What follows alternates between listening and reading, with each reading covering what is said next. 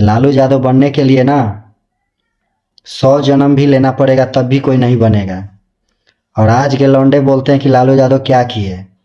1947 में जब देश आज़ाद हुआ ना, लेकिन तुम लोग आज़ाद नहीं हुए, सिर्फ देश आज़ाद हुआ, सिर्फ नाम के लिए, लेकिन तुम लोग आज़ाद नहीं हुए। जब लालू यादव 1990 में जब मुख्यमंत्री बने, जब तुम लोगों का आवाज़ उठाए, तुम लोगों के लिए लड़े, तब तुम लोग आज़ाद हुए, ठीक है। और तुम लोग क्या जानोगे कि लालू यादव क्या किए हैं। लालू यादव वो हस्ती है जो बड़ों बड़ों को उनके सामने झुकना पड़ता है।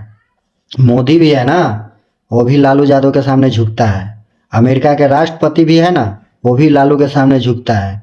लालू वो हस्ती है जो बड़ों बड़ों को अपने सामने झुका देता है। तो तुम क्या चीज़ हो।